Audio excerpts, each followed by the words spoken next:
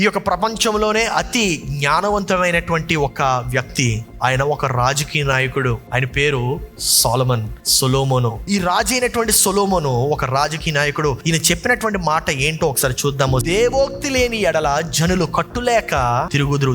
దేవోక్తి అనగా దర్శనము లేని ఎడల జనులు కట్టులేక తిరుగుదురు. ధర్మశాస్త్రం అనుసరించి వాడు దాని అర్థం ఏంటంటే, దర్శనము లేకపోతే కట్టులేక తిరుగుదురంటే ఒక గమ్యం వైపు నడవరు, ఇష్టానుసారంగా వెళ్ళిపోతా ఉంటారు. దేనికైనా ఒక గమ్యం కావాలి, దేనికైనా ఒక దర్శనం కావాలి. కానీ నా ప్రశ్న ఏంటంటే, నువ్వు నీ దర్శనం గురించి మాట్లాడుతున్నావా, నీ గతం గురించి మాట్లాడుతున్నావా? ఒకవేళ దర్శనం లేకపోతే ముందు కొనసాగలేవు, దర్శనం కలిగుంటే ముందు కొనసాగుతావు. దర్శనం లేకపోతే నువ్వు ఎక్కడున్నావో అక్కడే జీవిస్తా ఉంటావు. దర్శనం లేకపోతే భవిష్యత్తులోకి నువ్వు అడుగు పెట్టలేవు.